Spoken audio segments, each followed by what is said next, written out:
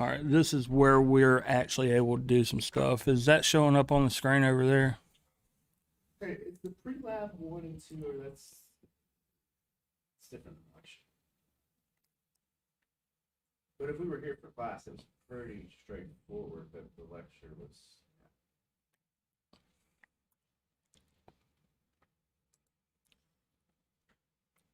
Is that up?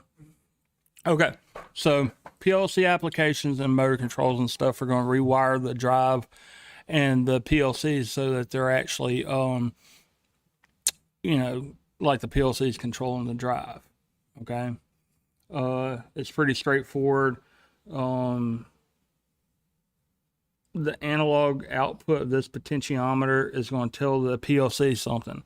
We're going to use that information to make a decision, and then we're going to come out of the analog output into the analog input of the GS1 to get the motor to go how we want it. Now, I was explaining in PLC applications that, if we do a 0 to 10 directly into here, that's usually going to relate to a 0 RPM to a max RPM on our motor, okay? And we might not want the operator to have that amount of power. We might only want to make this potentiometer like within a certain range, like so that he can only speed it up or slow it down a certain amount, right?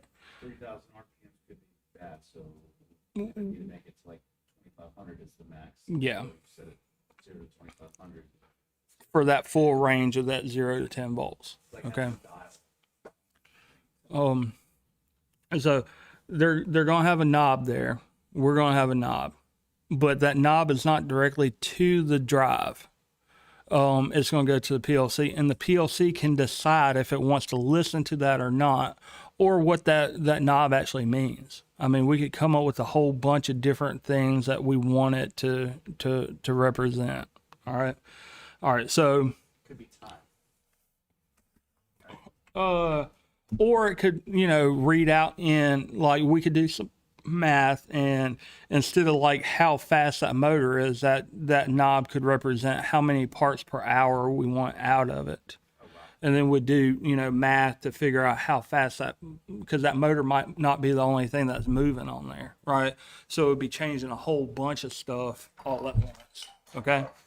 But we need some brains in there to actually do the work, and that's what we're going to do here.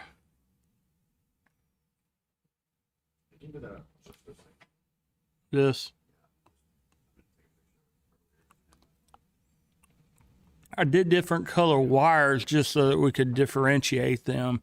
I should be able to do a black wire for everything, and if I don't put a dot, just know that that's crossing it but not being connected, right?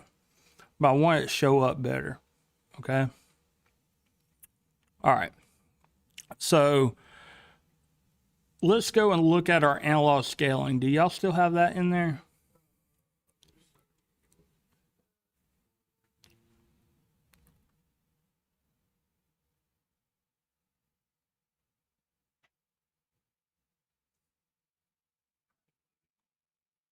If you don't, we're going to remake it.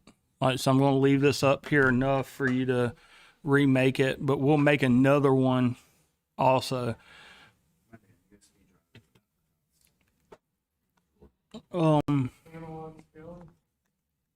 Yeah. All right, does it look like mine?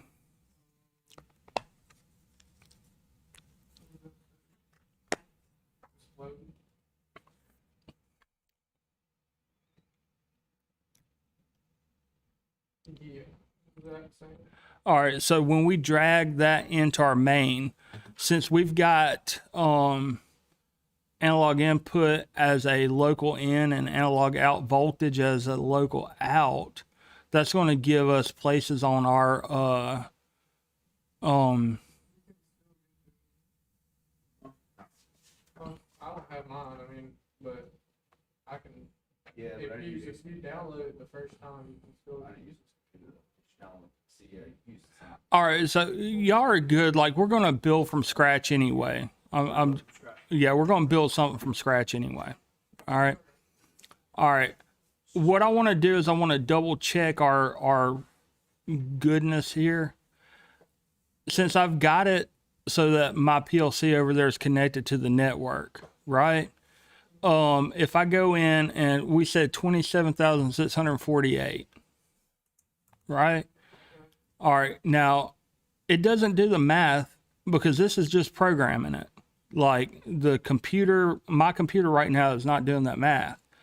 I need to download it into my PLC, and the PLC does the math. So I'm going to go ahead and download this. And now it might have a hiccup or two because the network changes a bunch over the weekend. That's a download device, but Yes. versus having to go to project or go to. Yeah. It's like, so once you download it one time, that's a quicker way of doing it. Okay. All right. So the data block will be reinitiated with start values. So say reinitialize. If you have any red over here, you have to go and unread it. Right. And then the load will pop up.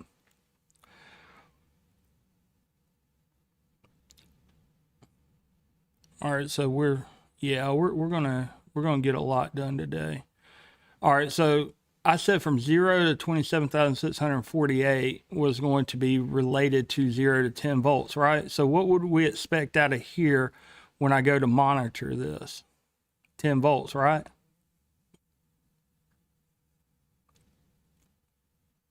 Booyah.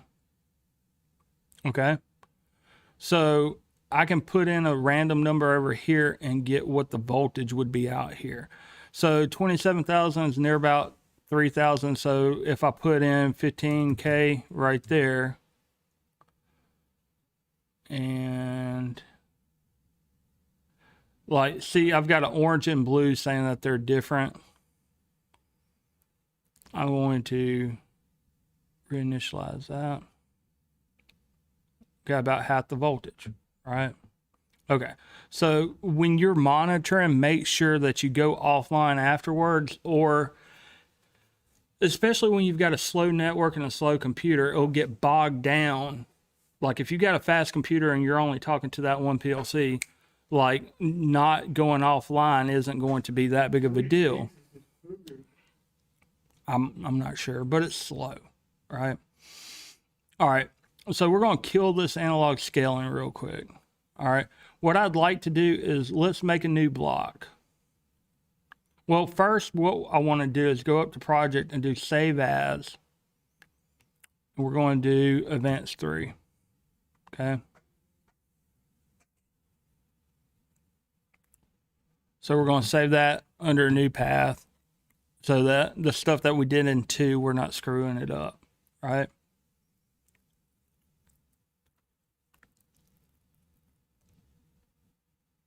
Where did you put the save as on? A project, and then yeah, click save as, and then a new dialog box will pop up.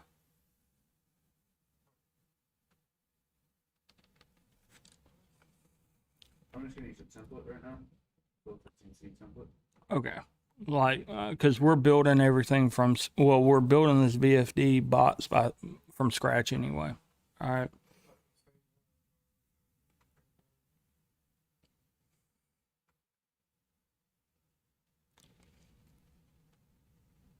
So if you want to overwrite the existing project, hit yes.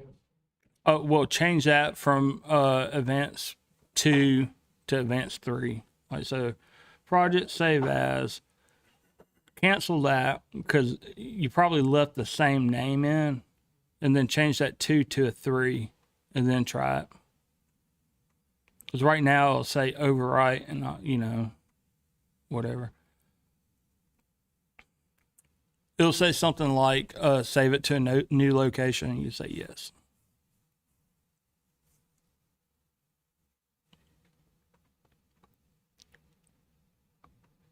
I wish I was better at this. You'll get old hat at it. If I was you, I'd invest in a $10 wireless mouse. Like it makes life so much easier, especially on those little touch pads.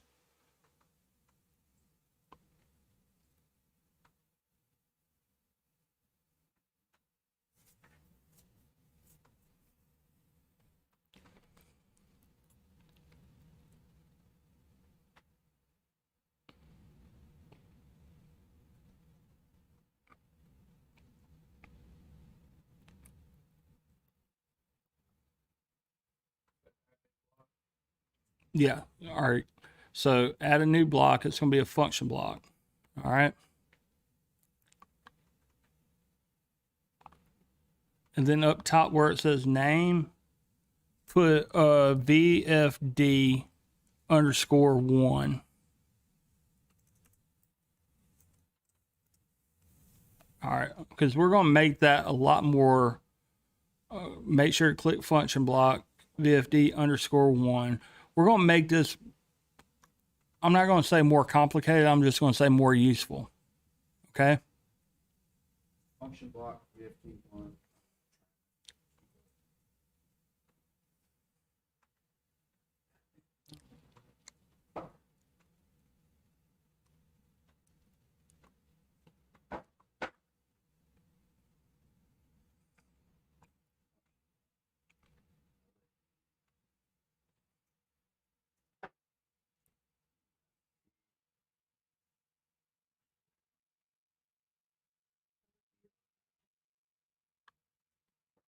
All right.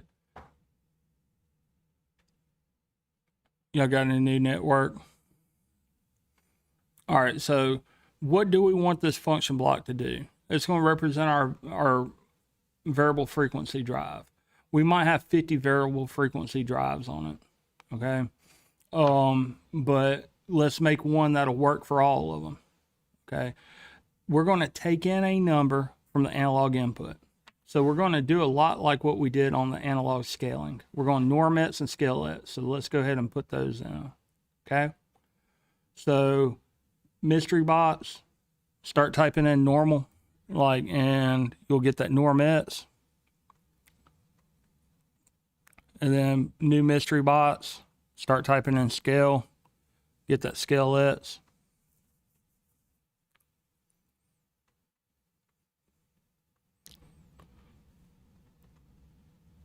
Okay, when you do code and stuff, it's a good idea to comment your code. So let's type analog input up there. It doesn't change anything with the code, but it helps us keep track of what that particular network does for us. Okay? Cool. All right. Minimum was 0. Maximum was 27,658. I think you're right. 648. All right, 27,648.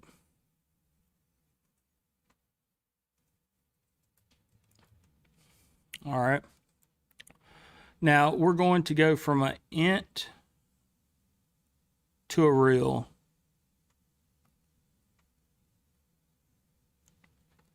All right, so those are whole numbers that are going on right here. It's going to come out, and we're going to call this norm underscore input.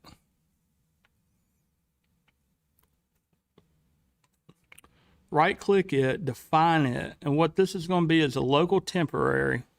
All right, and it's going to be data type real. Define that.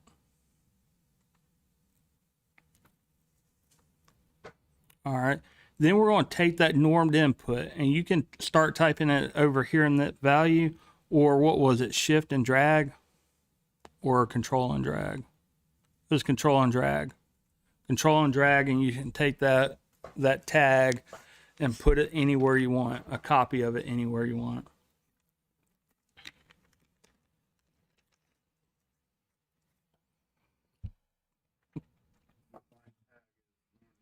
Local temp. Real.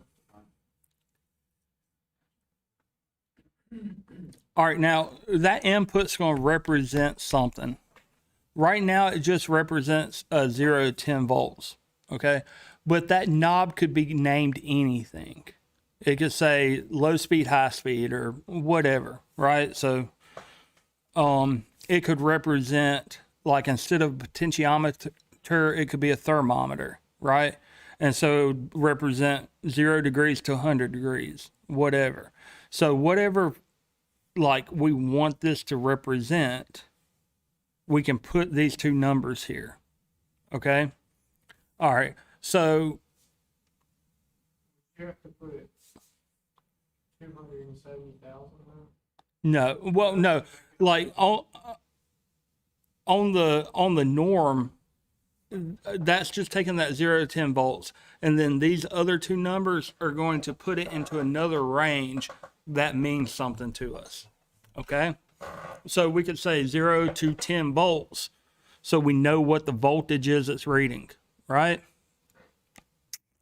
Or we could skip a lot of steps because we take that 0 and 10 volts and we say, what does that represent? 0 to 3,000 RPM, right? And we could read it like that. Let's put it into percentage, okay?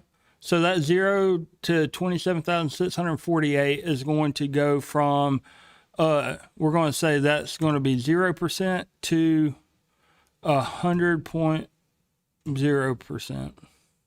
So 0.0 to 100.0.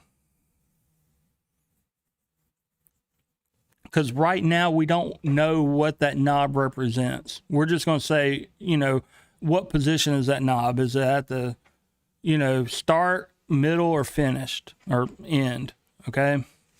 And then we're going to make let's call this project as advanced 3 _ your name.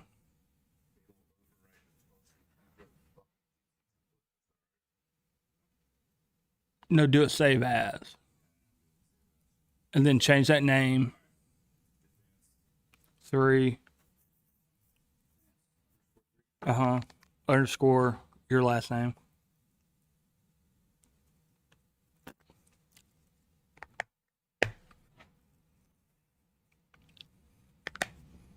dude, how many does you go through a day? It depends on if it busts in my mouth. Again, road. I gotta take this. You ever heard of roads before? Mm-hmm. That's really, it lasts for like 2 hours. Pretty good. Okay, so we're going to have 0 to 100%. And let's go ahead and put this as analog, or let's say potentiometer _ %. POTENTIOMETER. That's just that knob. All right. And we're going to define that as a local out. Okay. Percent.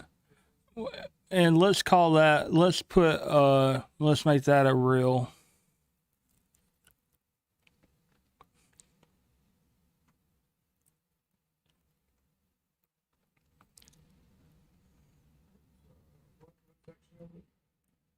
Local 10.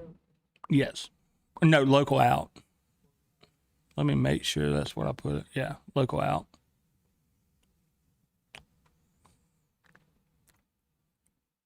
Okay, now let's go over here to this value and let's say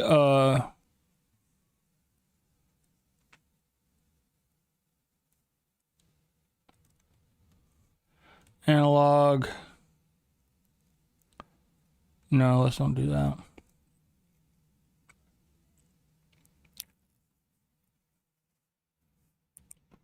Let's call this speed knob. We'll just call that speed knob for right now. We'll change the name of it later. Make it a local in. Data type int.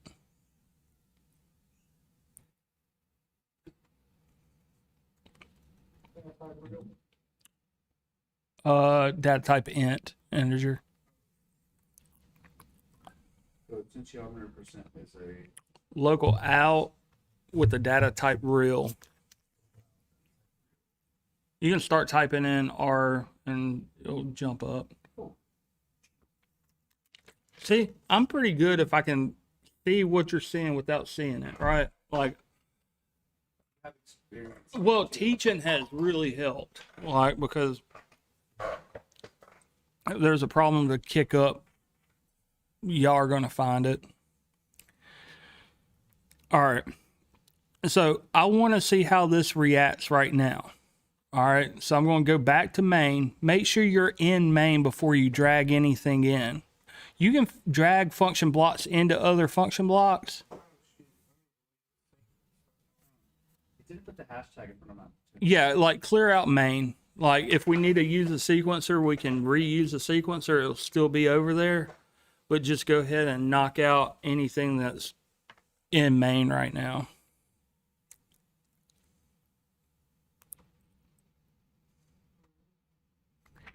All right, so I just want to test this. So I'm going to put the VFD over here. Single instance, go ahead and okay. Now I want to say the speed knob is giving me a 10,000, right? What is that? That's about a third of that 27,000, isn't it? So I'm going to get some like 30 something percent out of this side. So I'm going to put 10,000 in there. Y'all won't be able to download yet because you don't have the computer with you, but I'm double checking.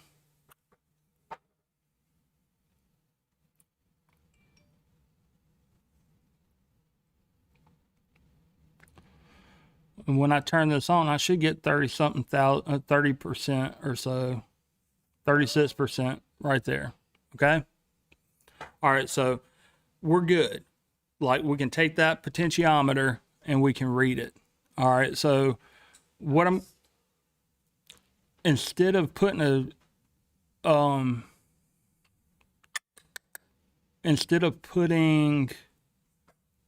a number right here, we want to actually put our analog input. All right, so analog in raw, we had that. That was IW64 if you need to make a new tag table or whatever. I messed up my block. Well, we're about to go and mess up the block again because we're going to have to update this call. All right, so if I put this in there right now, I'm going to get near about 0%. I'm going to get some noise, and so that's probably going to be jumping around. But it's going to be reading that analog input, right? What I'm going to do is I don't have 10 volts. But I should be down in the 0 or 1% right here. Okay, so it's not reading anything. If I went and put 10 volts on it, it'd be reading 10 volts, right? Let me get a battery real quick.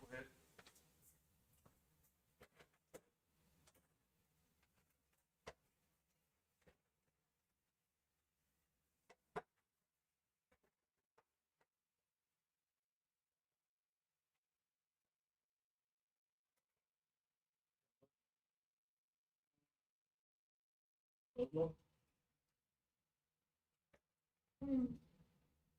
take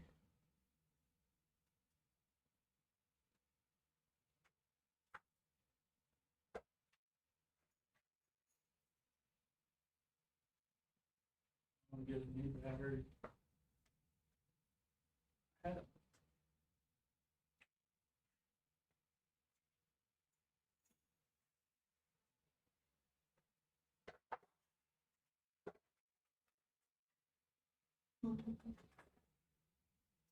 Well, let's see how much juice this battery's got on it. Okay?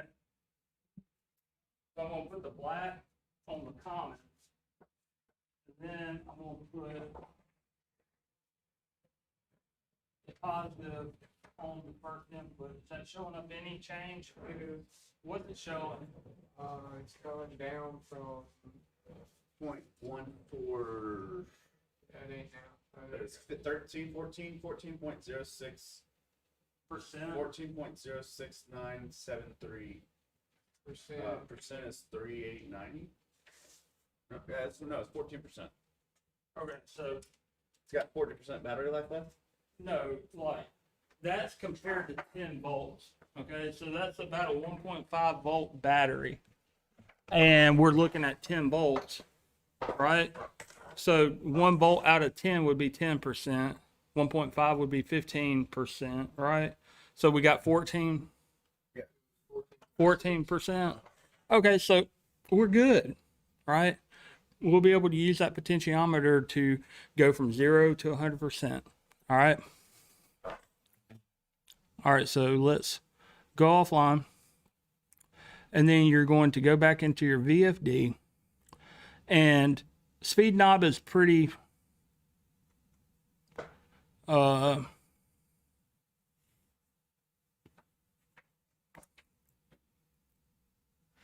pretty good about explaining what we want programmed into there, right? We gave a name that actually means something. So we're definitely gonna have a speed knob going into here, but this potentiometer percent, like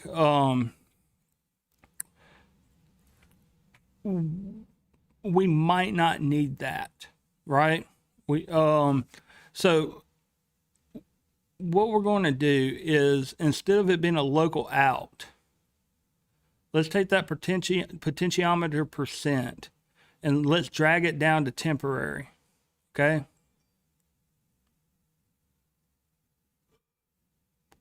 All right. So now when I did that, it's still a hashtag, but whenever I go to main and update that block call, it's not something that the outside world needs to actually know. So I'm going to update the block call, and the world doesn't need that. We don't need to make the function block more confusing than it actually is, right? Cool. All right. Yeah, so if you, yeah, like there's a little triangle right up top. You see that one where my mouse is? Click it and it should come down. And then it'd be under a local output. You'll grab it. And then you'll drag that down to your temporary. Okay. All right. Now we're going to take that percentage and we're going to do something to it. Okay. But before we do anything to it, let's do an analog output. Okay. So we're going to scale whatever we want done to the VFD, right? So we're going to need another norm X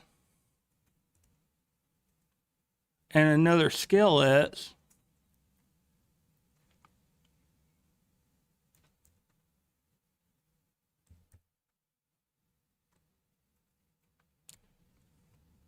Let's work backwards because we're going to need to give that analog output a 0 to 27,648.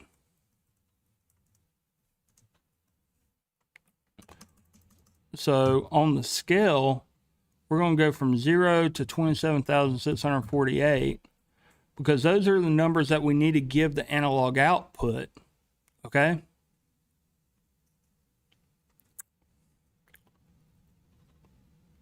And what is this? This is going to go to our, let's call this analog underscore 2 underscore VFD. And let's make a local out.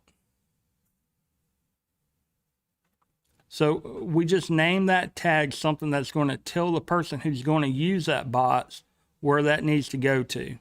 Okay. Global output. That's what it has to. Global output, global input, global output. For the analog to VFD? Yeah. A local output. That's local 10. All right. Does it show a hashtag in front of the analog to VFD?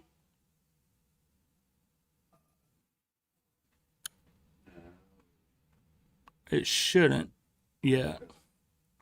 All right. So cancel off of there. Do you just have analog underscore 2 underscore VFD?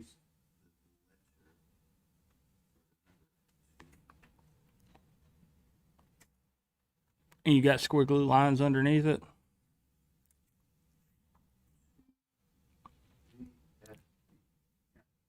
All right, then right click it, define tag. All right, Local tag. go to data type, turn it into an int, and then go to section and make sure it's under local out.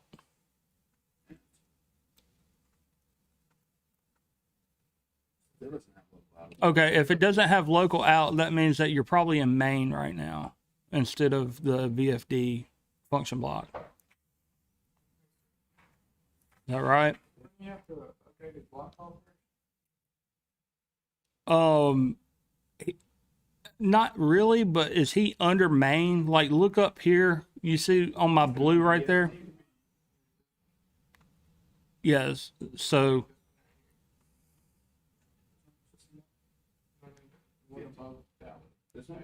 Yeah. Cancel that. all right. So, what you're going to want to do if you've already got a whole bunch.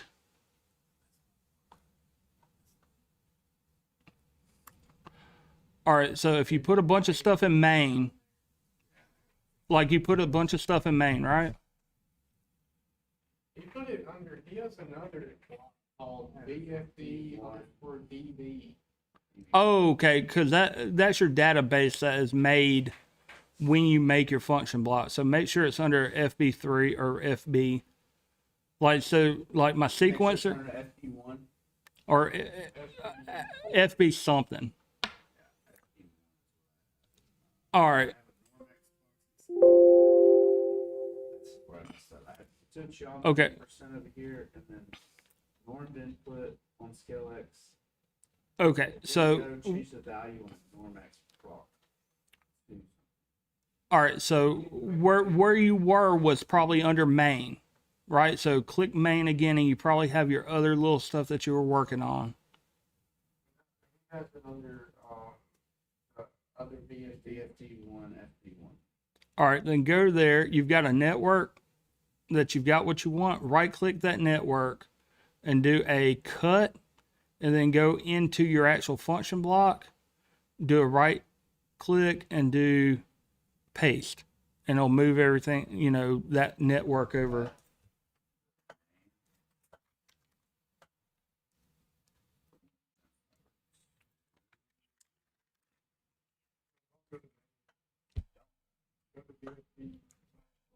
Wherever you put your network that you want.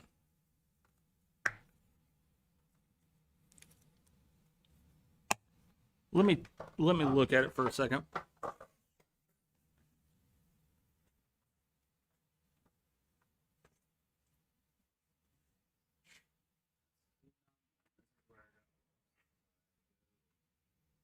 So he was under this one.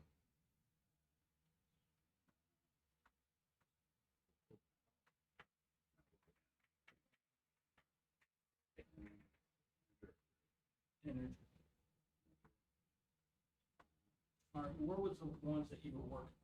Was like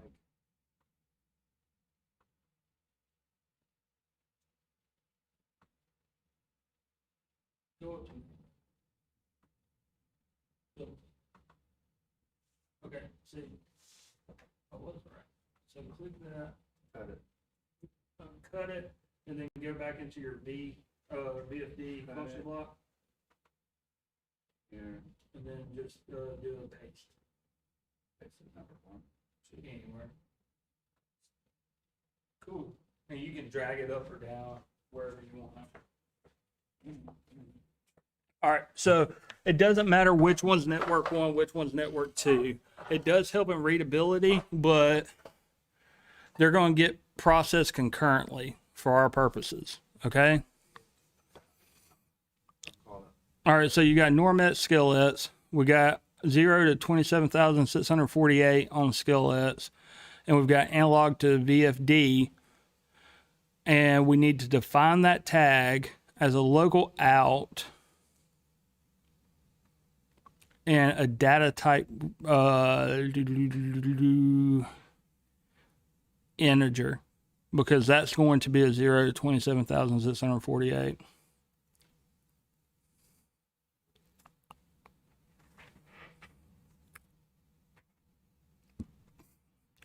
All right. Now on this side of the normets, we're going to take that 0.0 and 100.0 from the potentiometer percentage, right?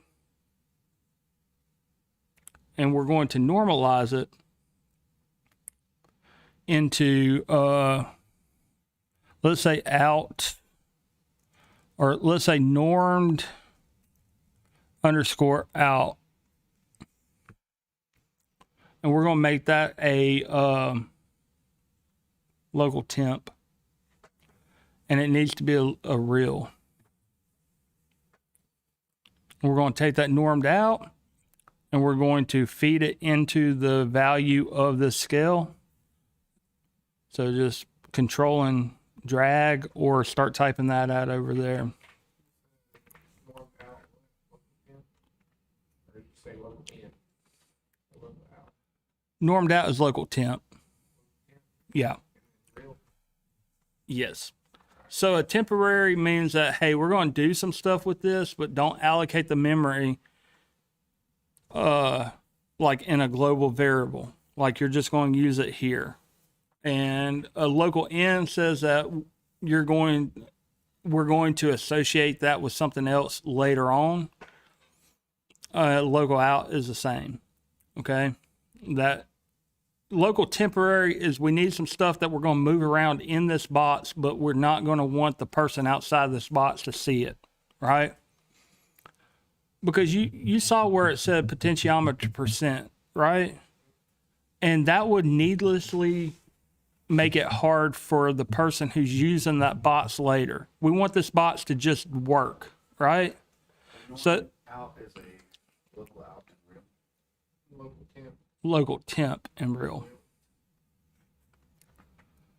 So when they use one of these boxes, we don't want them to be cluttered up with a whole lot of information that doesn't matter to them, right? So we use like local temp to do some stuff where we're not allocating a block of memory to it, but we don't need the outside person to see it because it'll just confuse them. Like if we had that potentiometer percent out, they'd be like, oh, I don't know what I'm supposed to put here, right? And it's just an intermediate thing, okay? Now, if I download this in there, like, so let me go to my main. I'm going to update that block call.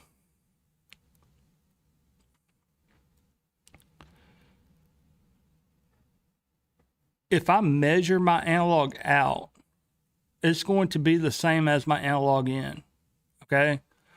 So if I went and I put that battery on there and I measure that battery and then I measure that analog output, they're going to have the same voltage on them, okay? It's going to be hard to show the people online, or the people watching this video, but we'll see if we've got a meter that can read it real quick.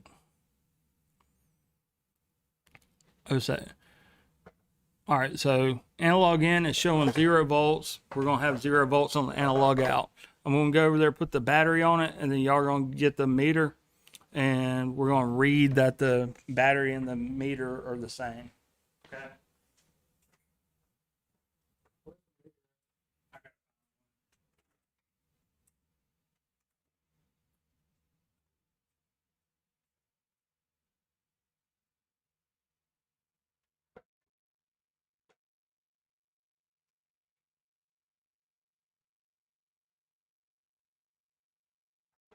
Did you get you a girl last night? Huh? Did you get you a girl last night? Yeah, my girlfriend. Huh? Yeah, my girlfriend. Oh, okay. Been dating for 3 years. You've been dating for 3 years? Yeah, November 5th our anniversary. Oh, wow. Congrats. Yeah. So you started dating in high school? My junior year, Where'd you go to school? up there in the corner. Right up the road. All right. So we're running out of battery on this meter, so let's hurry up and do this real quick. It's dying. So I'm going to do my analog output right here. All right. I need Get somebody to come hold it.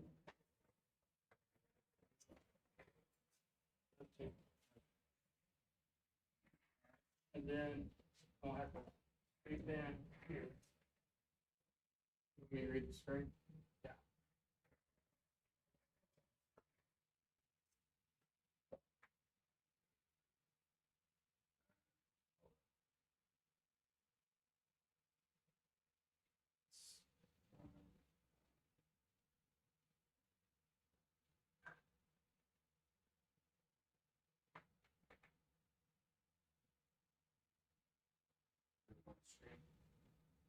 Mm, 3890. That's what they just both showed. Yeah, 3890.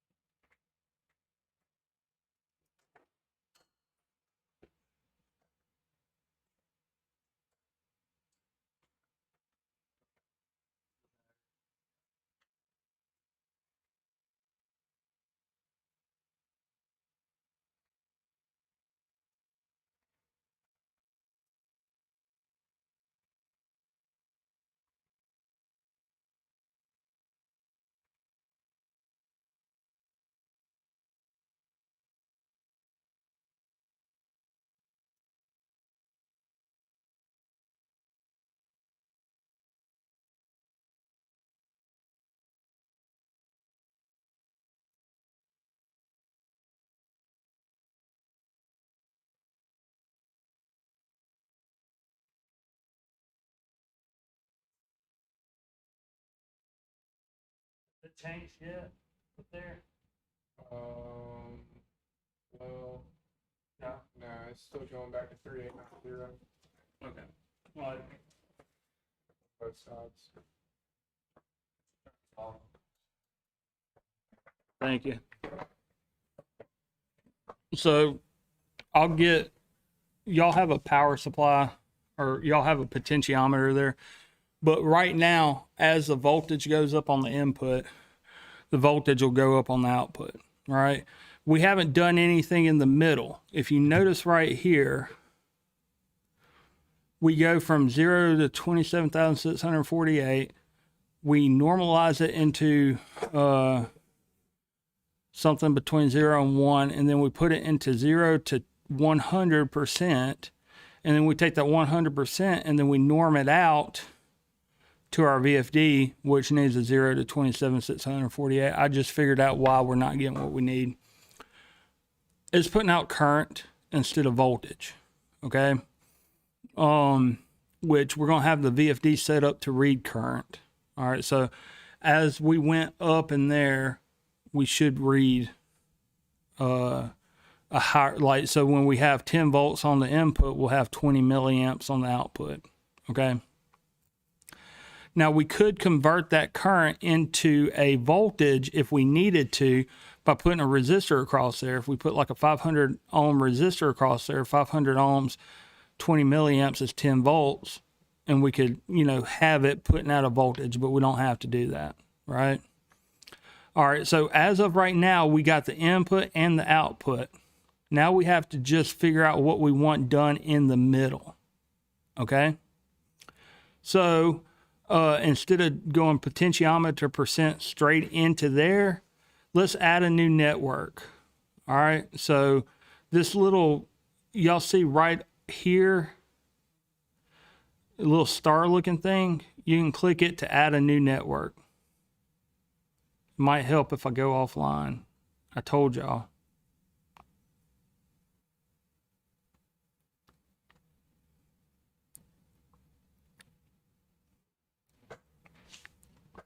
So I click that and I get a new network.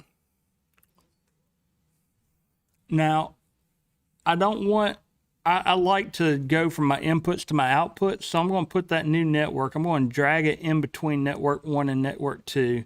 And it's going to become network 2. Okay.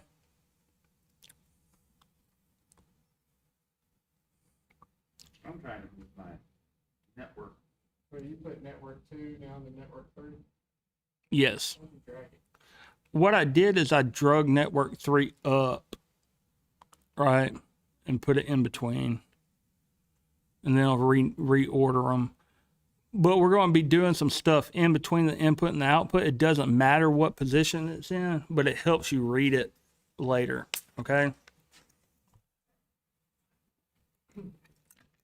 All right. So instead of going with that potentiometer percent directly to the output, let's kill that right there. So let's take that potentiometer percent off the analog output.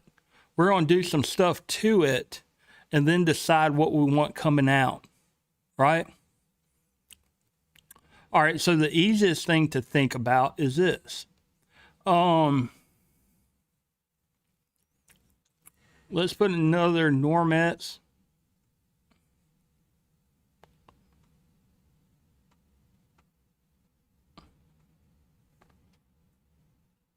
So let's put another Normex and another Scalets. Midday. Huh? Normex. Normex and another Scalets. Okay. And we're going to take it from that 0.0% to 100%, 100.0%. Value is going to be. And that's going to be our potentiometer percent. Yep. When it shows up, push enter. All right, now let's call this percent normed. Percent underscore normed.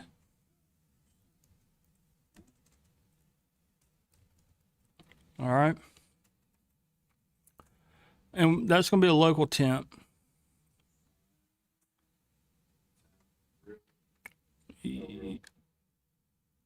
Real. Local temp.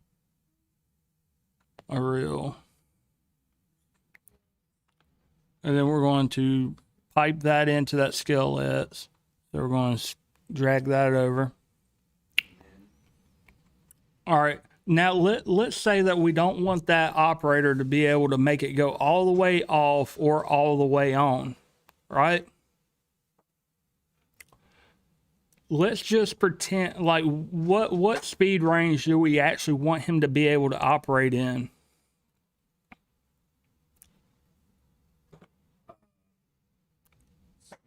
Let's say 25% to 75%. Okay. So let's put 25.0, 75.0. And this output we're going to call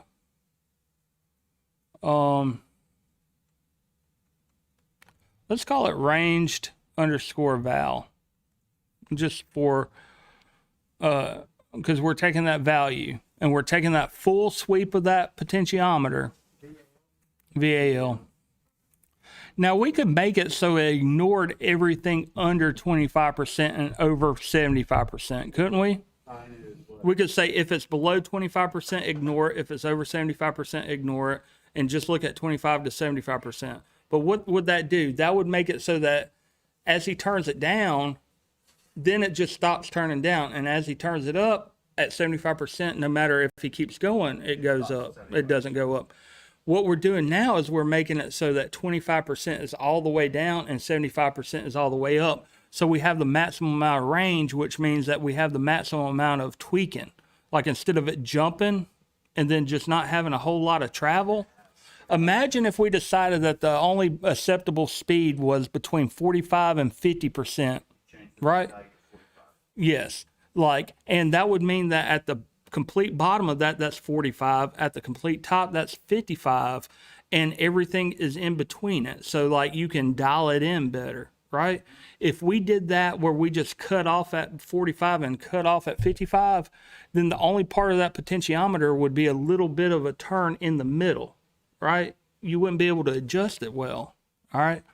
So let's make that a, that ranged one is going to be a local temporary as a data type real.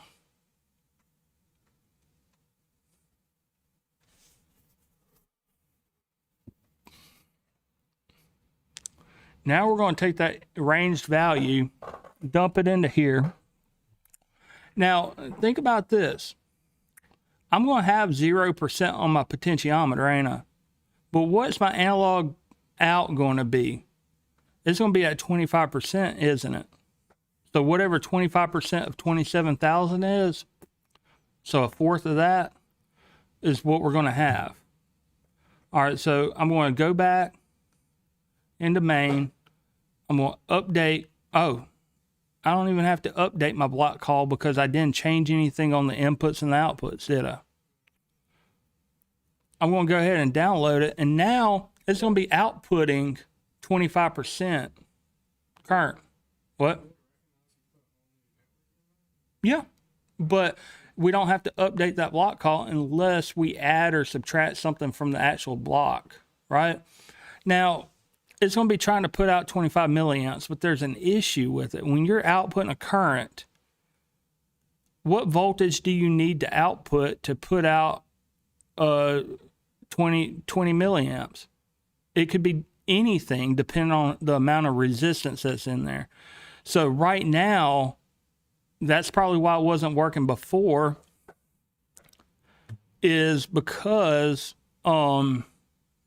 I needed some sort of load in line with my output, right? So right now, I don't. So I'm probably blinking up there yellow. I am. That's telling me that I've got a current issue, right? All right, so what's 70,000 times 4? 24,000, all right? Wait, 28,000. All right, so yeah, that's about a quarter of the way up, isn't it? 6,900. Okay, so as I put a voltage in there, what I'm going to do is I'm going to go put a resistor in line with the analog output.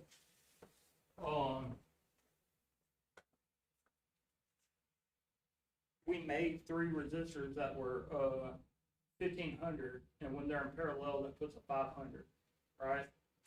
I'm going to put that in line with the analog output. So what we'll be doing is converting that 0 to 20 milliamps into a 0 to 10 volts, right? Because 20 milliamps, 3,500 ohms is 10 volts.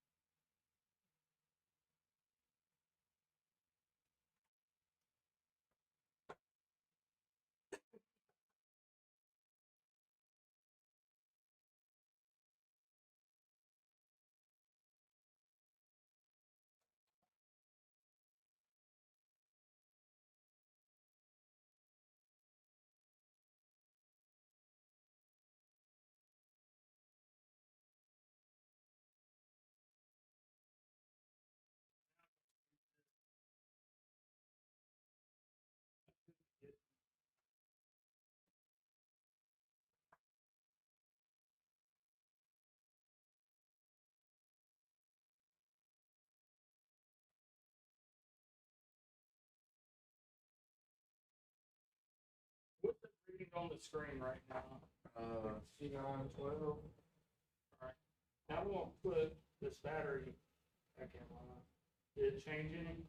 It's a little less, yeah. It's 5912 right now, 70, 80, 86, 87, 88, 57. Left side's 3,800. 80, 87 right now. 3,800. Okay. So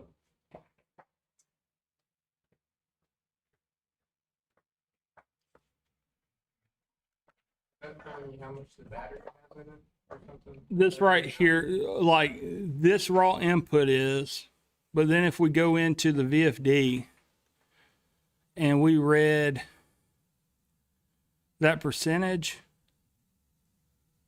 right here, like that would be like that 15% or whatever, that 1.5 out of 10. Okay. All right. So now we made it so that the operator can only adjust it between 25 and 75%. Okay.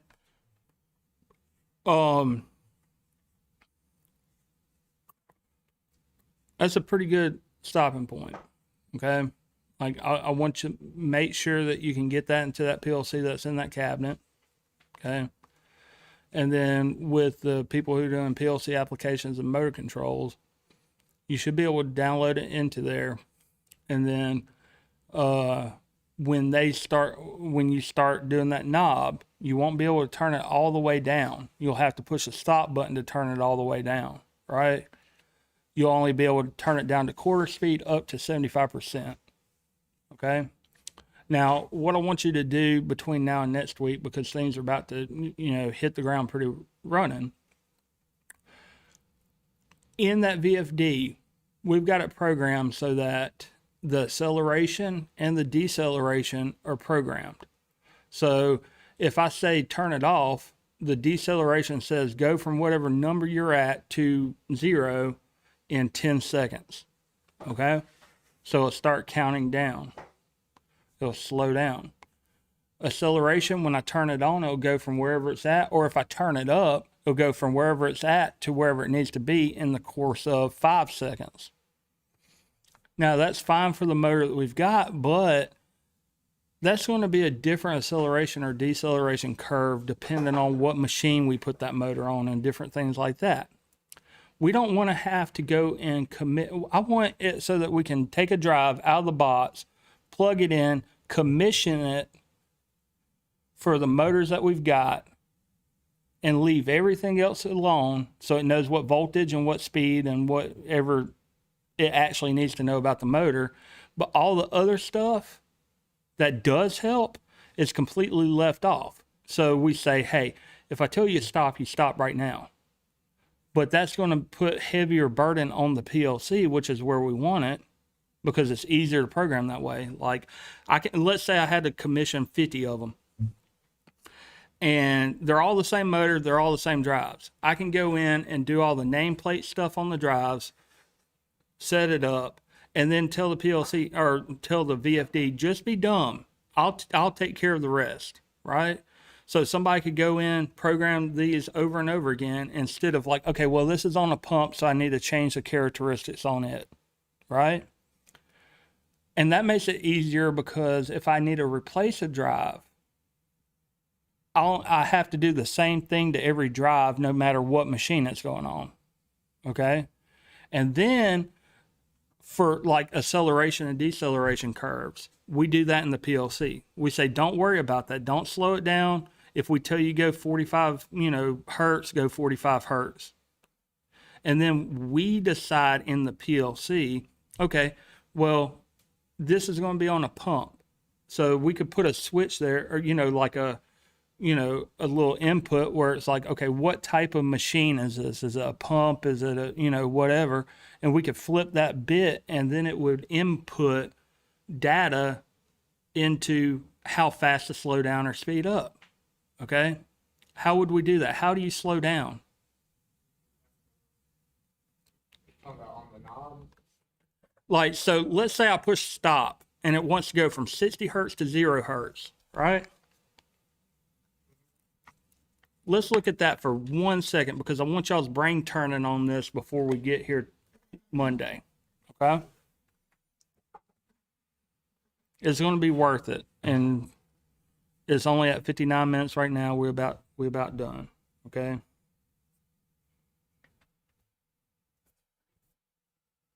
It is.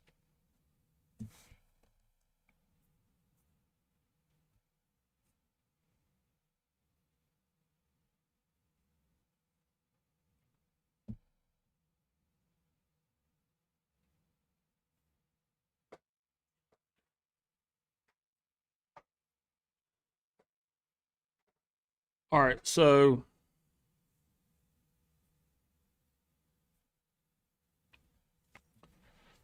I'm at 60 hertz. Okay. and I send it a signal to stop. Okay. If it immediately stops, well,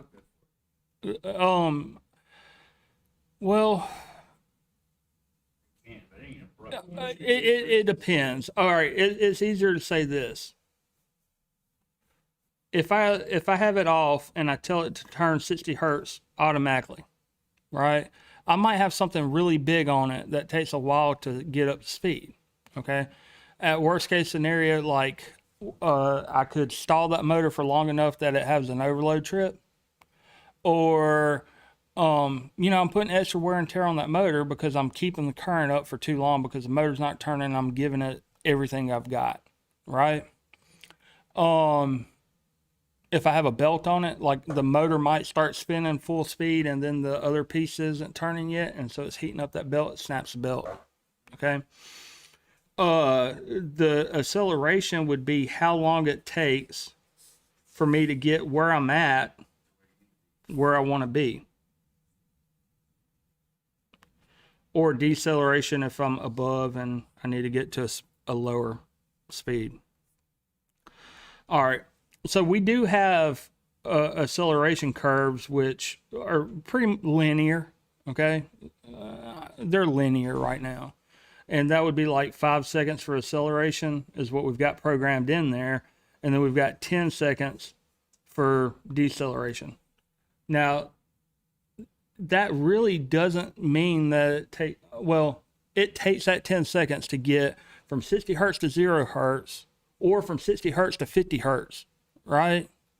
Like, it's just from where we're at to where we want to go. And if it's going lower, it's a deceleration curve. We've got that set up so that it goes 10 seconds. It takes 10 seconds to get from the high point to the low point. It takes 5 seconds to get from a low point to a high point. All right. We need to change these depending on what the motor's connected to. But to change it in the drive is a headache. Let's change it in the PLC. Let's make the drive dumb, make the PLC smarter. Okay. Now, if you had a bunch of drives and 50 of them, like all of them were doing the same thing or on the same machine, then maybe it'd be worth your time to program the extra things on there and then not do the hard lifting in the PLC, right? But I'm talking more general purpose, right? I make the drive dumb. It knows what it needs to know. And we're really good PLC people, and we happen to be in a PLC class, so we're going to be solving the problem with the PLC, okay? Could you make that, like, say we're using like a thermometer for like air conditioner or something like that? Could you make a sequence block in it and make it change on its own? Yeah. Like, so that's one thing we could have on there is,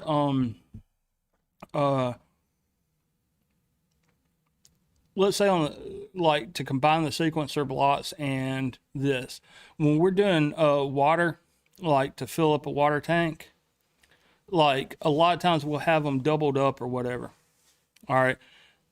Because running a pump for a long time doesn't destroy the pump as quickly as it does when you turn it on and off a bunch. So one of the ways that we do it is we want an extra pump there so that if this one goes out, we can still go while we're fixing this one. Okay. But since we've already got those two in parallel, what we'll do is the first time that I pump, I'll pump here. And then the second time I pump, I'll pump here. And then the third time I pump, I'll pump here. So I would be flip-flopping which ones I'm pumping, right? And then let's say that I'm pumping and I'm low on my water and there's a lot of water getting used. Well, I might have a timer so that if I'm pumping on this one now and I'm still not getting up as quickly as I need to, it'll turn on the auxiliary pump to, start working in parallel. Okay. So we can start putting these things together, and we will, depending on how much time we've got left, right? But I want y'all to think about this. Let's say I'm at 50 hertz, and I want to get down to 40 hertz. 5 seconds. over, let's say in 5 seconds.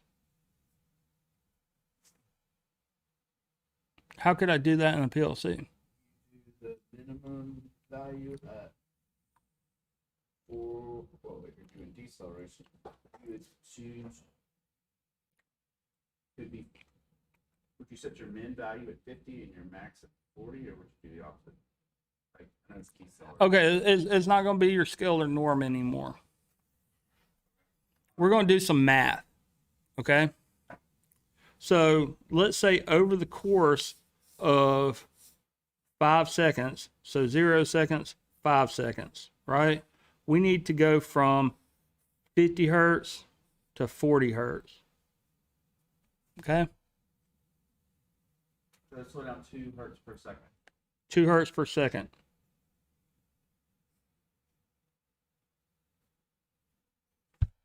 All right. So what do we do?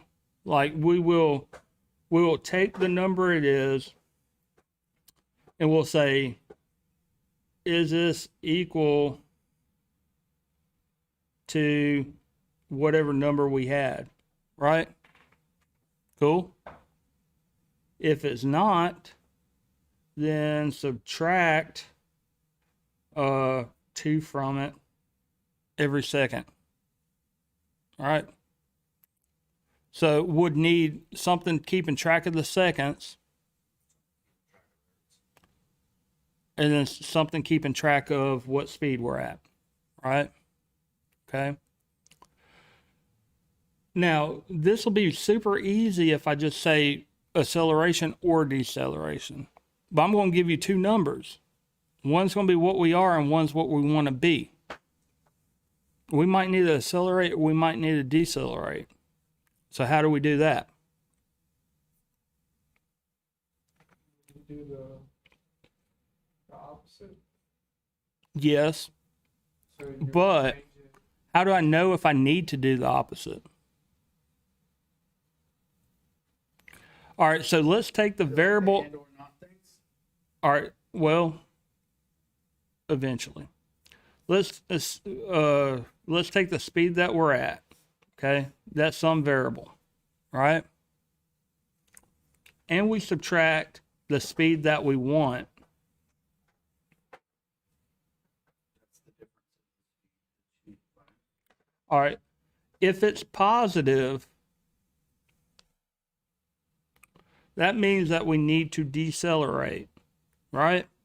If we're a higher speed than we are where we want to be, right? We need to decelerate. How do you spell decelerate? DEACC. I thought it was DEC. DECEL. Yeah, just so I think that's right. LERAT. Y'all get the point, right? Yeah. It might have a. We'll Google it real quick.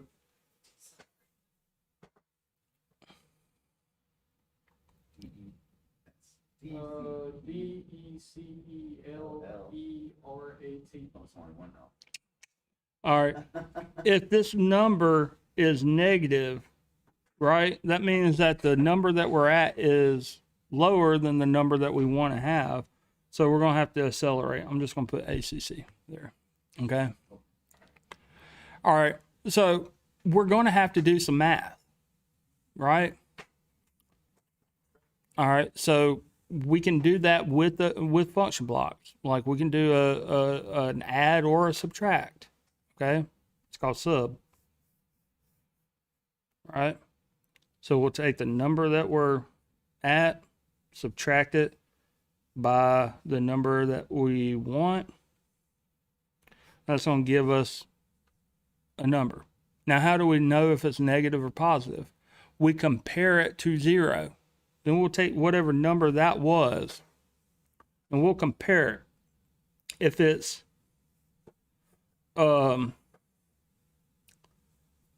greater than, so whatever number this is, if S is greater than 0, then we need to decelerate, right? If S is less than 0, we need to accelerate. Those will be separate blocks, right? Separate networks. Or we could make them blocks and then drag them in.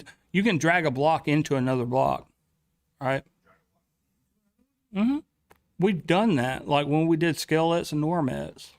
Like, But you can actually drag that CLX block into the Normex block. no, I'm saying like when we make a function block, we could drag that function block into another function block. Well, we did that when we drug that into main. But if we wanted a sequencer in our VFD, we could drag a sequencer into our VFD. Gotcha. Okay. All right. What about this case? What if x equals 0? We don't do anything, do we? Stay the same. It's where it's at. So we'll make a network for deceleration. We'll make a network for acceleration, right? We also need variables for how fast we want that to happen. Like, you know, so we'll have a variable that might be 5 seconds. Okay. And that would be our acceleration variable. And we'd use that in this block. So what the VFD will look like is this.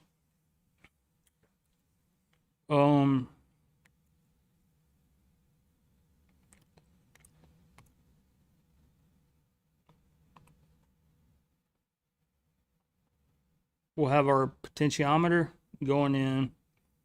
Then we'll have acceleration speed, deceleration speed, and we could set those variables whatever we wanted them to be, okay? And then we'd have out to our VFD. And then as we turn that knob or whatever, right? Like it would change accordingly to what we put those. If we put 0 for there, it would speed up or slow down as much as he did, as much as he turned that, right? Or like how fast he does it. So like if I turn it right here, I would see the motor speed up at the same time. This is all it being in between 5 and 75. Yeah. Now, we could make those variables, and we're probably going to, which will say min speed and max speed, and would feed in to our blocks where we had that 25 and 75%, right? So every time we wanted to use a VFD, we'd just drag this in, would tell it what is going to control the speed, that little knob, right? What the max and min speed for that VFD should be, 25, 75. We'd tell it how fast we want it to speed up, how fast we want it to slow down with the acceleration and deceleration speed. That takes a lot of the heavy lifting off of the VFD, right? VFD can be kind of bare and dumb, easy to program, and then we could change it. Now, let's say this machine, if we go up to 75%, it starts tearing up parts, but none of the rest of the machines do. Instead of having to go and reprogram that VFD, we just tweak it in the PLC. Yeah, like, so we say this one can only go up to 70% or something, right? And then if somebody replaces that drive and they don't know that little tweak, it's still in the PLC, right? So when they put a new drive in, it still operates the same way that it should, right? Because otherwise we'd have to have like 50 notes in our little tool cage saying, okay, for machine 5, set these parameters this way. For machine 6, set these parameters this way. Like if we can chunk most of it so that you set all the parameters the same way and then let the PLC do the work, it's going to make your life easier, okay? Because what you have to do to program those drives is go in and push a button 50 times and move over and push a button 50 times, move over. And you have to know what parameters you're looking at and not forget any, right? which, I mean, I showed you that big, thick book, right? So, you aren't going to do the acceleration and deceleration now, but I want you to be thinking about how you'll do that by comparing where you're at and where you want to be.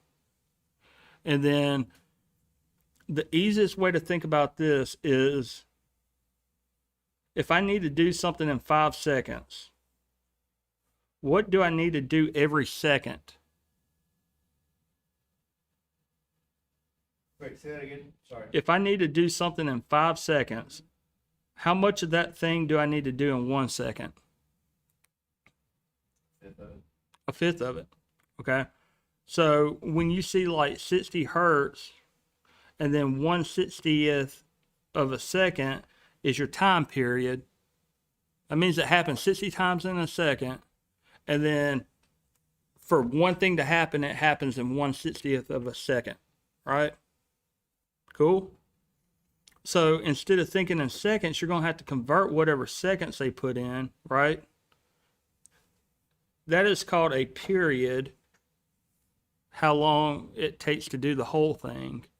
And then how many times you want it to happen in a second, right? Huh?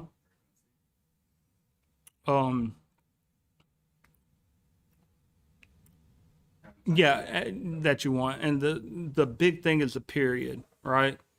All right. So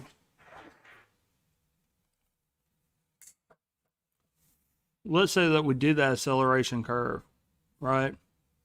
And we want it to take 5 seconds. How many times should we change stuff? We could change it once every 5 seconds and just take off how much we wanted, right? That's a big chunk. If we divide it by half, then in 2.5 seconds, we need to take off this much of a chunk, right? All right. So depending on how many times we break this up, right, we'll make it smoother. So it's going smoothly down. But however many times, how resolute we want to do, we need to find out what this time period is, right? So let's say we want it to go in 1 second, okay? So if we got 1, 2, 3, 4, 5 things happening in 1 second. Well, in 1 second. It'd be one thing. All right. 5 times in a second. We want it. Yeah, 5 times in a second. Every 200 milliseconds. Right. So it'd be 1 second divided by 5. Which would be 0.02. No. 0.2. Yeah. So that, like, depending on how many, if I went in wanted 10 things to happen, I need to do it in 0.4 seconds. 10 out of 5. No, wait. 0.1 second. Sorry. Y'all get the point though, Yeah. right? Like the period, like, so divide it up equally. I'm not telling you how smooth it needs to be, but I don't want it to be chunked up where it's like it jumps from, 50 to 40 hertz at the 5 second point, because there's not any, all that is a delay. Yeah. So at the very least, you divide it by half. And so in 2.5 seconds, we need to, go down half of that, and then 2.5 go down the other half. But I would like to see it no matter what. Let's say 4 times a second is pretty good. All right, so 0.25. All right. So let's say in 250 milliseconds is going to be our how many time or how long we're taking to do one set of it. Right. So if we needed it to go down in 1 second, we would do this 4 times, right? If we needed to do it for 5 seconds, yes. So if I needed to do it for 5 seconds, I would divide that number that it needed to get to you know, like if I'm going from 50 to 40, 10 hertz, right? I need to divide it by 20. So I'd only be going down half a hertz every time period, every 250 milliseconds. Y'all cool? One other thing. When I do that subtract, it'll ask for a number, another number, and another number, or another variable. Okay? I can subtract where I'm at by where I want to be. And then I can put it back where I'm at. Okay? Wait, explain that block again? All right, so you can take, it's a subtraction block. It's- Program block? Well, it's just like the skelets and normets, right? So you have where you want to be. And then you can take that number that is going to come out over here and put it right back into where you're at, right? It's causing it to slow down or speed up. All right, so let's say that I have a variable of where I'm at, and it's at 5, and I subtract 1 from it, and then I've piped that variable back into at, which is just like piping it back over here, right? So every time I Starts over, it makes a cycle. Well, yeah, every time I read that subtract, And it gets to that marker, the value that needs to as soon as it gets there, I subtract 1 from there and I put it back over here. Every time I read that subtract, that number is going to go down by whatever I'm subtracting by. Okay? So if I needed to do it 20 times over the course of 5 seconds, I would be subtracting 0.5 from wherever I'm at, let's say 10. Now I'm at 9.5. That'll put it back over here at 9.5, and I'll slow down a little bit. And then next time this is rang up, it'll go down to 9. Then it'll go down to 8.5, 8, 8.5. Cool. I got you. Now, when I said that, is it equal to 0? That's what's going to get you. And that's what I don't want to give you yet. Okay? I want y'all to struggle with it a little bit. If I start at